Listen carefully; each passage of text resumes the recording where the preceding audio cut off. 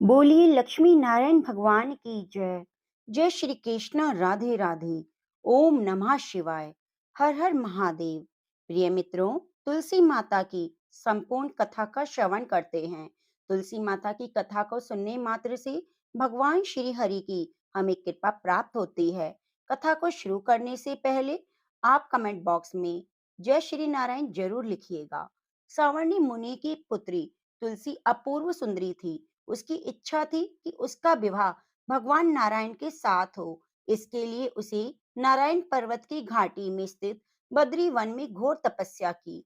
दीर्घ काल तक तपस्या के उपरांत ब्रह्मा जी ने प्रसन्न होकर दर्शन दिया और वर मांगने को कहा। तुलसी ने कहा, सृष्टिकर्ता ब्रह्मदेव, आप अंतर्यामी हैं, सबके मन की बात जानते हैं। फिर भी मैं अपनी इच्छा बताती हूँ। मैं चाहती हूँ कि भगवान श्री नारायण मुझे पति रूप में मिल जाएं। ब्रह्मा जी ने कहा, तुम्हारा अभिष्ट तुम्हें अवश्य मिलेगा। अपने पूर्व जन्म में किसी अपराध के कारण तुम्हें शाप मिला है। इसी प्रकार भगवान श्री नारायण के एक पार्षद को भी दानव कुल में जन्म लेने का शाप मिला। दानव कुल में जन्म लेने के बाद भी उसमें नारायण का अंश विद्यमान रहेगा। इसलिए इस जन्म में पूर्व जन्म के पाप के शमन के लिए संपूर्ण नारायण तो नहीं, नारायण के अंश से युक्त दानव कुल में जन्मे उस शापग्रस्त पार्षद से तुम्हारा विवाह होगा। शाप मुक्त होने पर भगवान श्री नारायण सदा सर्वदा के लिए तुम्हारे पति हो जाएंगे। तुलसी जी ने ब्रह्मा जी के इस वरदान को स्वीकार किया, क्योंकि मानव कुल में जन्म के कारण उसे मायावी भोग तो भोगना ही था। तुलसी बद्री वन में ही रहने लगी। नारायण का वह पार्षद दानव कुल में शंखचूड़ के नाम से पैदा हुआ। कुछ दिनों के बाद वह भ्रमण करता हुआ बद्री वन में आया। वह तुलसी को देखते ही वह उस पर मुग्ध हो गया।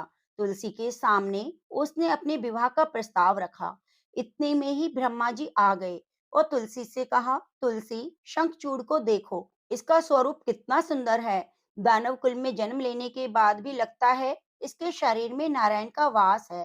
तुम प्रस्ताव को स्वीकार कर लो। तुलसी को भी लगा कि उसकी तपस्या पूर्ण हुई, उसे इच्छित फल मिला है। शंखचूड़ के साथ उसका गंधर्व विवाह हो गया। वह शंखचूड़ के साथ उसके महल में पत्नी बनकर आई। शंखचूड़ ने अपनी परम सुंदरी सती साध्वी पत्नी तुलसी के साथ बहुत दिनों तक राज्य किया। उसने अपने राज्य का इतना विस्तार किया कि देवलोक तक उसके अधिकार में आ गया। स्वर्ग का सुख भोगने वाले देवताओं की दशा भिखारियों जैसी हो गई। शंखचूड़ को किसी को कष्ट नहीं देता था, पर अधिकार और राज्य छिन जाने से सारे देवता मिलकर भगवान ब्रह्मा, विष्णु और शिव जी की सभा में गए और अपनी विपत्ति सुनाई। ब्रह्मा जी ने कहा, तुलसी परम साध्वी है, उसका विवाह शंखचूड़ से मैंने ही कराया था। शंखचूड़ को तब तक नहीं हराया जा सकता जब तक तुलसी का सतत्व नष्ट न हो जाए। भगवान विष्णु ने कहा, शंखचूड़ पूर्व जन्म में मेरा पार्षद था। शाप के कारण उसे दैत्य कुल में जन्म लेना पड़ा है। इस जन्म में भी मेरा अंश उसमें व्याप्त है। साथ ही तुलसी के पतिव्रत धर्म से वह अजय है। फिर देवताओं की सहमति से भगवान शिव ने शंखचूड़ के पास संदेश भेजा कि या तो देवताओं को राज्य लौटा दे या फिर उनसे युद्ध करे। शंखचूड़ भगवान शंकर के पास पहुंचे। उसने कहा, हे देवादिदेव, आपके लिए देवताओं का पक्ष लेना उचित नहीं है। राज्य को बढ़ाना हर राजा का कर्तव्य है। मैं किसी को दुखी नहीं कर रहा हूँ। देवताओं से कहिए वे मेरी प्रजा होकर रहे। मैंने आपका भी कोई अपमान नहीं किया है। हमारा आपका युद्ध शोभा नहीं देता। अगर आप हार गए तो बड़ी लज्जा की बात होगी। मैं हार गया तो आपकी कीर्ति बहुत अधिक नहीं बढ़ेगी। भगवान शंकर यह सुनकर मन ही मन मुस्कुराने लगे। वे तो सब रहस्य समझते थे। तुलसी और शंखचूड़ के पूर्व जन्म की शाप की अवधि लगभग पूरी हो चुकी थी। वे बोले, इसमें कीर्ति और लज्जा की बात नहीं है। तुम देवताओं का राज्य लौटाकर उन्हें उसके पद पर प्रतिष्ठित होने दो। युद्ध से बचने का यही एक उपाय है। शंखचूड़ ने कहा, मैंने युद्ध के बल से देवलोक को जीता है। कोई उसे युद्ध के द्वारा ही वापस ले सकता है। यह मेरा अंतिम उत्तर है। मैं जा रहा हूँ। ऐसा कहकर शंखचूड़ चला गया। उसने अपनी पत्नी तुलसी को सारी बात बताई और कहा, कर्म भोग सब काल सूत्र में बंधा है। जीवन में हर्ष, शोक, भय, सुख, दुख, मंगल, अमंगल काल के अधीन है। हम तो केवल निमित्त है। संभव है भगवान शिव देवताओं का पक्ष लेकर मुझसे युद्ध करें। तुम चिंता मत करना, तुम्हारा सती तेज मेरी रक्षा करेगा। दूसरे दिन भगवान शंकर के नेतृत्व में देवताओं ने युद्ध छेड़ दिया। शंखचूड़ ने भीष्म बाणों की वर्षा कर उनका वेग रोका। उसके प्रहार से देवता डगमगाने लगे। उसने दानवी शक्ति का प्रयोग कर मायावी युद्ध आरंभ किया। युद्ध स्थल पर वह किसी को दिखाई नहीं देता था, पर उसके अस्त्र शस्त्र प्रहार कर देवों को घायल कर रहे थे। देवगण अपने अस्त्र चलाएं तो किस पर चलाएं, क्योंकि कोई शत्रु सामने था ही नहीं। कई दिनों तक इस तरह भयंकर युद्ध चला। शंखचूड़ पराजित नहीं हुआ।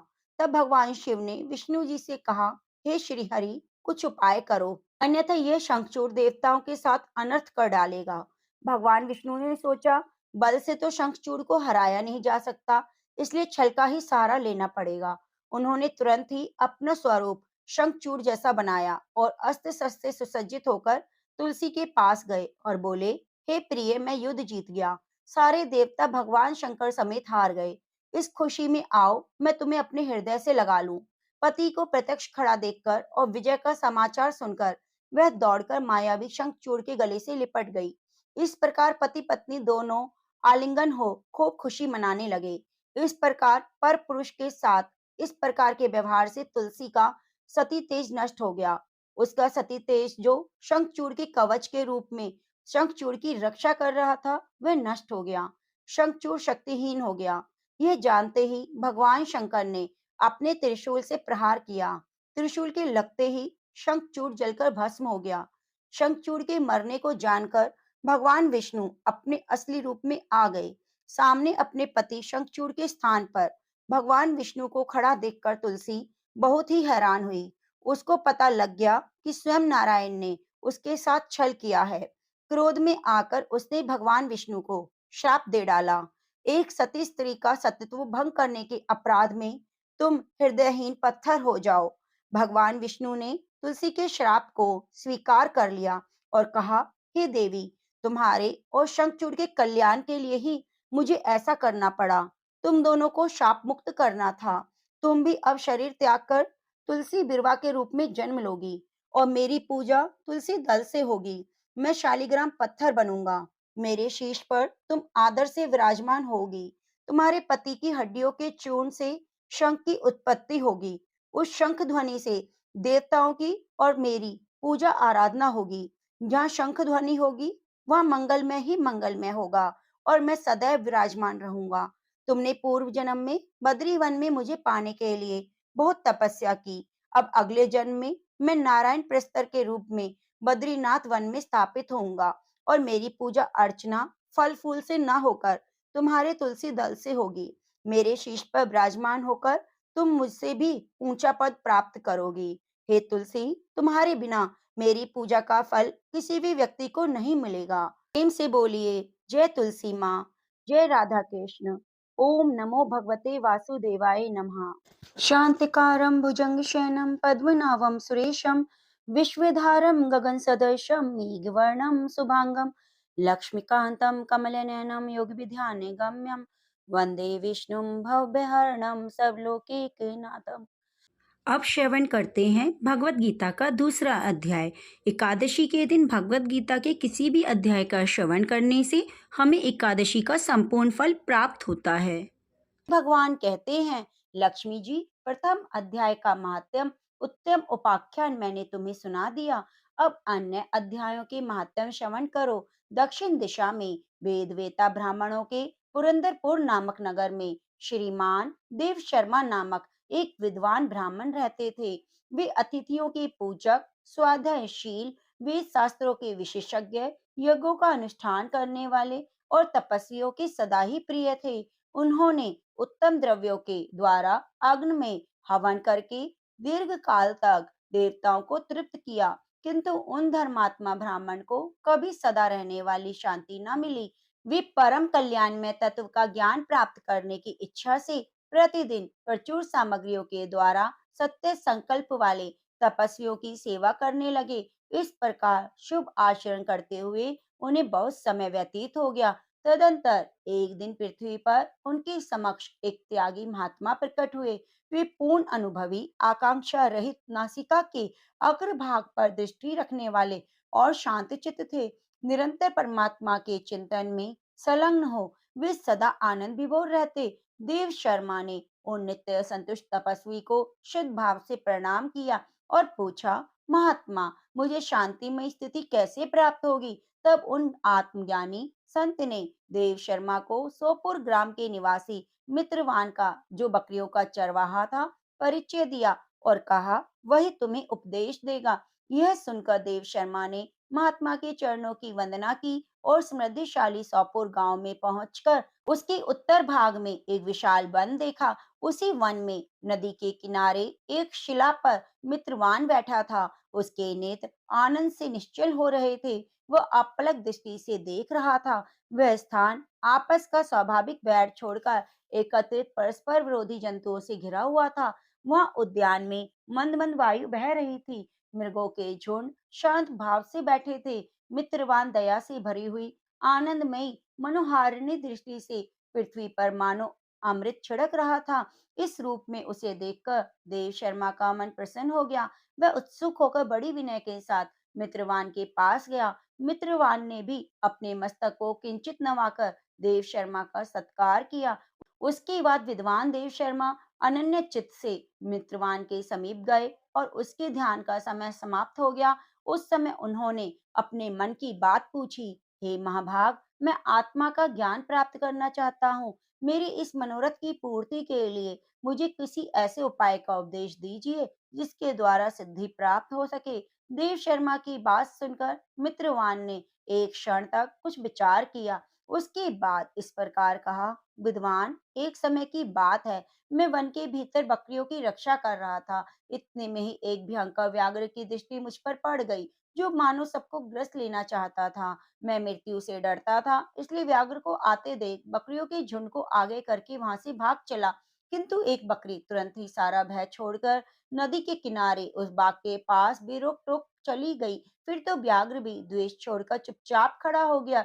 उसे इस अवस्था में देखकर बकरी बोली, व्याघ्र, तुम्हें तो अभिष्ट भोजन प्राप्त हुआ है। मेरे शरीर से मांस निकालकर प्रेम पूर्वक खाओ। तुम इतनी देर से क्यों खड़े हो? तुम्हारे मन में मुझे खाने का विचार क्यों नहीं आ रहा?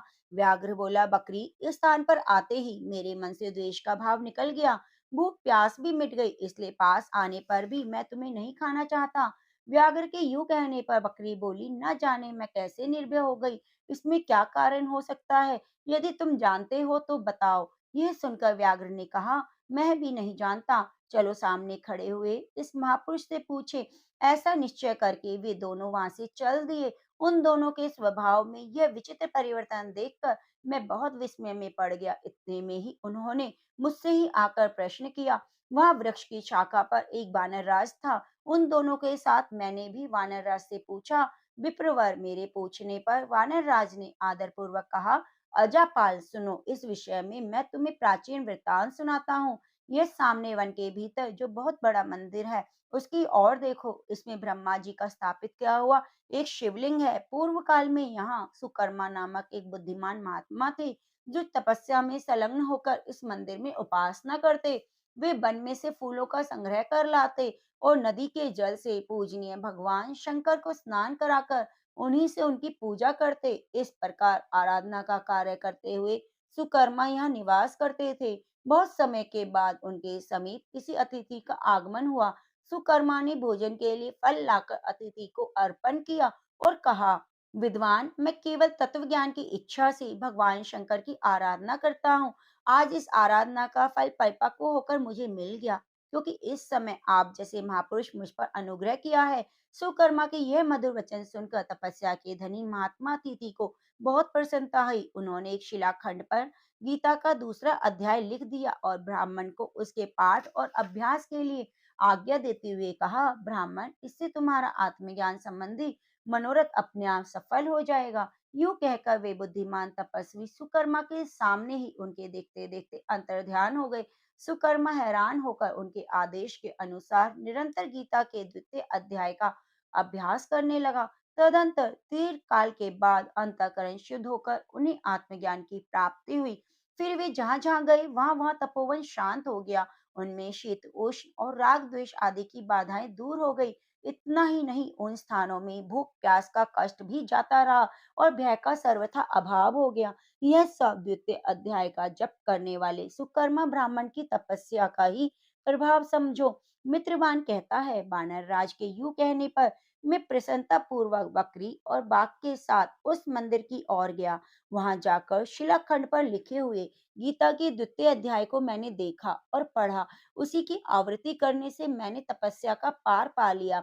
अतः भद्र पुरुष, तुम भी सदा द्वितीय अध्याय की ही आवृत्ति किया करो। ऐसा करने पर मुक्ति तुमसे दूर नहीं रहेगी। श्री भगवान कहते हैं, हे प्रिय, मित्रवान के इस प्रकार आदेश देने पर देव शर्मा ने उसका पूजन किया और प्रणाम करके पुरंदरपुर की राह ली। वहां किसी देवालय में पूर्वोक्त आत्मज्ञानी महात्मा को पाकर उन्होंने सारा वृतांत निवेदन किया। उन्हीं से द्वितीय अध्याय को पढ़ा। उनसे उपदेश पाकर शुद्ध अंतःकरण वाले देव शर्मा प्रतिदिन श्रद्धा के साथ द्वितीय अध्याय का पाठ करने लगे। उन्होंने प्रसन्नता के योग्य परम पद को प्राप्त किया। हे लक्ष्मी जी, यह द्वितीय अध्याय का उपाख्यान कहा गया है। ओम नमो भगवते वासुदेवाय नमः। जय श्री कृष्ण, राधे राधे। प्रिय मित्रों, अब श्रवण करते हैं भागवत गीता के दूसरे अध्याय का सार। संजय बोले कि पूर्वोक्त प्रकार से करुणा करके व्याप्त और आंसुओं से पूर्ण और व्याकुल नेत्रों वाले शोक युक्त उस अर्जुन के प्रति भगवान मधुसूदन ने यह वचन कहा, हे अर्जुन, तुमको इस विषम स्थल में यह अज्ञान किस हेतु से प्राप्त हुआ है? क्योंकि यह ना तो श्रेष्ठ पुरुषों से आचरण किया गया है, न स्वर्ग को देने वाला है, न कीर्ति को करने वाला है। इसलिए हे अर्जुन, नपुंसकता को मत प्राप्त हो, ये तेरे योग्य नहीं है। हे परंतप, तुच्छ हृदय की दुर्बलता को त्याग कर युद्ध के लिए खड़ा हो जा। तब अर्जुन बोले, हे मधुसूदन, मैं रणभूमि में भीष्म पितामह और द्रोणाचार्य के प्रति किस प्रकार बाणों से युद्ध करूंगा? क्योंकि हे अरिसूदन, वे दोनों ही पूजनीय हैं। इसलिए इन महानुभाव गुरुजनों को न मारकर इस लोक में भिक्षा का अन्न भी भोगना कल्याणकारक समझता हूँ। क्योंकि गुरुजनों को मारकर इस लोक में रुधिर से सने हुए अर्थ और काम रूप भोगों को ही भोगूंगा। और हम लोग यह भी नहीं जानते कि हमारे लिए क्या करना श्रेष्ठ है, और यह भी नहीं जानते कि हम जीतेंगे या वो हमको जीतेंगे। और जिनको मारकर हम जीना भी चाहते हैं, वे ही धृतराष्ट्र के पुत्र हमारे सामने खड़े हैं। इसलिए कायरता रूप दोष करके उपहत हुए स्वभाव वाला अधर्म के विषय में मोहित चित हुआ मैं आपसे पूछता हूँ, जो कुछ निश्चय किया हुआ कल्याणकारक साधन है वह मेरे लिए कहिए, क्योंकि मैं आपका शिष्य हूँ। इसके लिए आपके शरण में हुए मेरे को शिक्षा दीजिए। क्योंकि भूमि में निष्कंटक धन धान्य संपन्न राज्य को और देवताओं को स्वामी पने को प्राप्त होकर भी मैं उस उपाय को नहीं देखता जो कि मेरी इंद्रियों को सुखाने वाले शोक को दूर कर सके। संजय बोले, हे राजन, निद्रा को जीतने वाले अर्जुन अंतर्यामी श्री कृष्ण महाराज के प्रति इस प्रकार कहकर फिर श्री गोविंद भगवान से युद्ध नहीं करूंगा ऐसा स्पष्ट कहकर चुप हो गए। उनके उपरांत हे भरतवंशी धृतराष्ट्र, अंतर्यामी श्री कृष्ण महाराज ने दोनों सेनाओं के बीच में उस शोक युक्त अर्जुन को हंसते हुए यह वचन कहे, हे अर्जुन, तू ना शोक करने योग्यों के लिए शोक करता है और पंडितों के से वचन को कहता है, परंतु पंडित जन जिनके प्राण चले गए हैं उनके लिए और जिनके प्राण नहीं गए हैं उनके लिए भी शोक नहीं करते। क्योंकि आत्मा तो नित्य है, इसलिए शोक करना अयुक्त है। वास्तव में न तो ऐसा ही है कि मैं किसी काल में नहीं था और तू नहीं था और ये राजा लोग नहीं थे, और ना ऐसा है कि इसके आगे हम सब नहीं रहेंगे। किंतु जैसे जीवात्मा की इस देह में कुमार, युवा, वृद्धावस्था होती है, वैसे ही अन्य शरीर की प्राप्ति होती है। उस विषय में धीर पुरुष मोहित नहीं होता। जैसे कुमार, युवा, जरावस्था, स्थूल शरीर का विकार अज्ञान से आत्मा में भासता है, वैसे ही एक शरीर से दूसरे शरीर को प्राप्त होना रूप सूक्ष्म शरीर का विकार भी अज्ञान से ही आत्मा में भासता है। इसलिए तत्व को जानने वाला धीर पुरुष इस विषय में नहीं मोहित होता। हे कुंती पुत्र, सर्दी, गर्मी, सुख दुखों को देने वाले इंद्रिय और विषयों के संयोग तो क्षणभंगुर और अनित्य हैं। इसलिए हे भरतवंशी अर्जुन, उनको तू सहन कर। क्योंकि हे पुरुष श्रेष्ठ, सुख दुख को समान समझने वाले जिस धीर पुरुष को ये इंद्रियों के विषय व्याकुल नहीं कर सकते, वह मोक्ष के लिए योग्य होता है। हे अर्जुन, असत वस्तु का तो अस्तित्व नहीं, सत का अभाव नहीं, इस प्रकार दोनों का ही तत्वज्ञानी पुरुषों द्वारा देखा गया है। इस न्याय के द्वारा नाश रहित जो उसको जान की, जिससे ये संपूर्ण जगत व्याप्त है, क्योंकि इस अविनाशी का विनाश करने में कोई समर्थ नहीं। और नाश रहित अप्रमेय नित्य स्वरूप जीवात्मा के ये सब शरीर नाशवान कहे गए हैं। इसलिए हे भरतवंशी अर्जुन, तू युद्ध कर। जो इस आत्मा को मारने वाला समझता है और जो इसको मरा मानता है, वे दोनों ही नहीं जानते, क्योंकि ये आत्मा न तो मरती है न मारी जाती है। यह आत्मा किसी काल में भी न जन्मती है न मरती है, न आत्मा हो या फिर होने वाली हो, क्योंकि यह अजन्मा, नित्य, शाश्वत और पुरातन है। शरीर के नाश होने पर भी ये नाश नहीं होती। हे प्रथापुत्र अर्जुन, जो पुरुष इस आत्मा को नाश रहित, नित्य, अजन्मा, अव्यय जानता है, वह पुरुष कैसे किसको मरवाता है और कैसे किसको मारता है। और यदि तू कहे मैं तो शरीरों के वियोग को शोक करता हूँ, तो यह भी उचित नहीं, क्योंकि जैसे मनुष्य पुराने वस्त्रों को त्याग कर दूसरे नए वस्त्रों को ग्रहण करता है, वैसे ही जीवात्मा पुराने शरीरों को त्याग कर दूसरे नए शरीरों को प्राप्त होती है। हे अर्जुन, इस आत्मा को शस्त्र आदि नहीं काट सकते, न आग जला सकती, जल गीला नहीं कर सकता और वायु भी सुखा नहीं सकती, क्योंकि यह आत्मा अछेद्य है। यह आत्मा आदाय, अक्लेद्य, अशोष्य है। और यह आत्मा निसंदेह, नित्य, सर्वव्यापक, अचल, स्थिर रहने वाला और सनातन है। यह आत्मा अव्यक्त और इंद्रियों का अविषय और आत्मा अचिंत्य और मन का अविषय और यह आत्मा विकार रहित और न बदलने वाला कहा गया है। इससे हे अर्जुन, इस आत्मा को ऐसा जानकर कि तू शोक करने योग्य नहीं है, तू शोक करना उचित नहीं है। यदि इसको सदा जन्मने और सदा मरने वाला माने, तो भी हे अर्जुन, इस शोक करने योग्य नहीं है। कि ऐसा होने से तो जन्मने वाले की निश्चित मृत्यु और मरने वाले का निश्चित जन्म होना सिद्ध है। इसे भी तू बिना उपाय वाले विषय में शोक करने योग्य नहीं है। ये भीष्म आदिकों के शरीर माँ माया होने से अनित्य हैं। इससे शरीरों के लिए भी शोक करना उचित नहीं, क्योंकि हे अर्जुन, संपूर्ण प्राणी जन्म से पहले बिना शरीर वाले, मरने के बाद भी बिना शरीर वाले ही हैं। केवल बीच में ही शरीर वाले प्रतीत होते हैं। फिर इस विषय में क्या चिंता है? हे अर्जुन, आत्म तत्व बड़ा गहन है, इसलिए कोई महापुरुष ही इस आत्मा को आश्चर्य की ज्यों देखता है, वैसे ही दूसरा कोई पुरुष ही आश्चर्य की जो इसके तत्व को कहता है, और दूसरा कोई ही इस आत्मा को आश्चर्य की जो सुनता है, और कोई कोई सुनकर भी आत्मा को नहीं जानता। हे अर्जुन, यह आत्मा सबके शरीर में सदा ही अवध्य है, इसलिए संपूर्ण भूत प्राणियों के लिए तू शोक करने योग्य नहीं है, और अपने धर्म को देखकर भी तू भय करने योग्य नहीं है, क्योंकि धर्म युक्त युद्ध से बढ़कर दूसरा कोई कल्याणकारक कर्तव्य क्षत्रिय के लिए नहीं।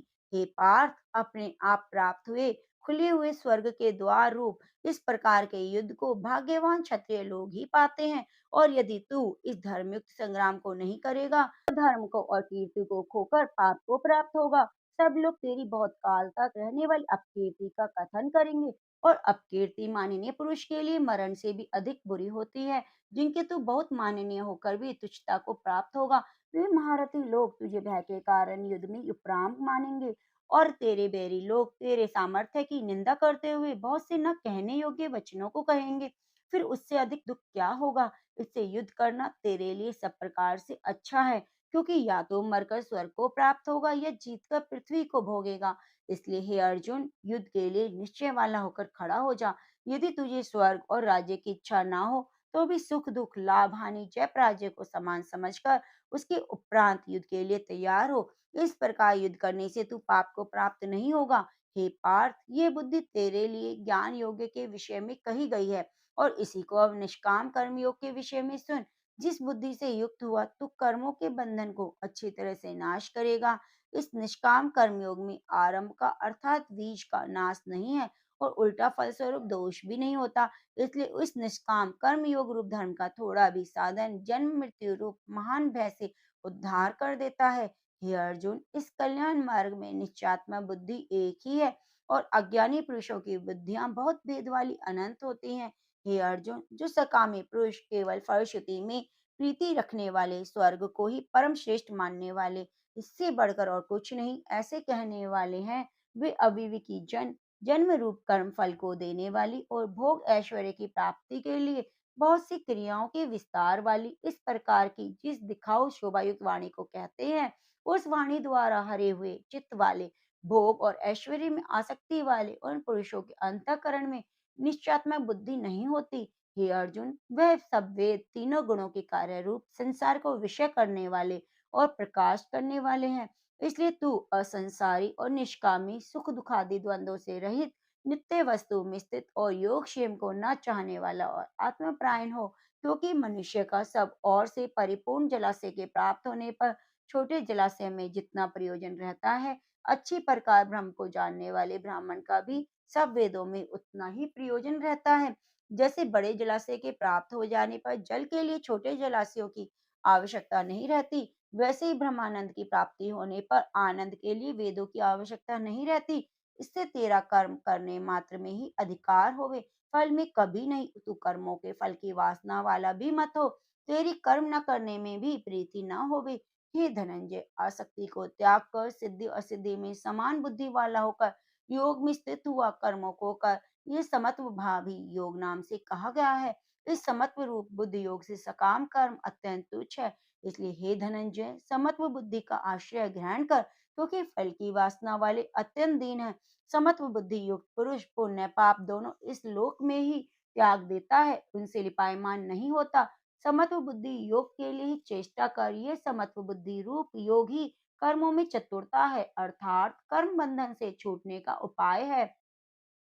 क्योंकि बुद्धि योग युक्त ज्ञानी जन कर्मों से उत्पन्न होने वाले फल को त्याग कर जन्म रूप बंधन से छूटे हुए निर्दोष अमृत में परम पद को प्राप्त होते हैं। हे अर्जुन, जिस काल में तेरी बुद्धि मोहरूप दलदल को बिल्कुल तर जाएगी, तब तू सुने हुए योग्य को वैराग्य को प्राप्त होगा। जब तेरी अनेक प्रकार के सिद्धांतों को सुनने से विचलित हुई बुद्धि परमात्मा के स्वरूप में अचल और स्थिर ठहर जाएगी, तब तू समत्व रूप योग को प्राप्त होगा। इस प्रकार भगवान के वचनों को सुनकर अर्जुन ने पूछा, हे केशव, समाधि में स्थित स्थिर बुद्धि वाले पुरुष का क्या लक्षण है? स्थिर पुरुष कैसे बोलता है, कैसे बैठता है, कैसे चलता है? इसके उपरांत श्री कृष्ण महाराज बोले, हे अर्जुन, जिस काल में यह पुरुष मन में स्थित हुआ संपूर्ण कामनाओं को त्याग देता है, उस काल में आत्मा से ही आत्मा में संतुष्ट हुआ स्थिर बुद्धि वाला कहा जाता है। दुखों की प्राप्ति में उद्वेग रहित होता है मन जिसका, सुखों की प्राप्ति दूर हो गई है,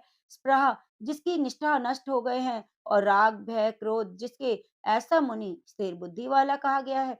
जो पुरुष सर्वत्र स्नेही हुआ, उन शुभ अशुभ वस्तुओं को प्राप्त न होकर प्रसन्न होता है, न द्वेष करता है, उसकी बुद्धि स्थिर है। और कछुआ अपने अंगों को जैसे समेट लेता है, वैसे ही पुरुष सब ओर से अपनी इंद्रियों को इंद्रियों के विषय में समेट लेता है, तब उसकी बुद्धि स्थिर हो जाती है। यद्यपि इंद्रियों के द्वारा विषयों को न ग्रहण करने वाले पुरुष के भी केवल विषय तो निवृत्त हो जाते हैं, परंतु राग नहीं निवृत्त होता। इस पुरुष का तो राग भी परमात्मा को साक्षात करके निवृत्त हो जाता है। और हे अर्जुन, जिससे कि यत्न करते हुए बुद्धिमान पुरुष के भी मन को ये प्रथम स्वभाव वाली इंद्रिया बलात् हर लेती हैं।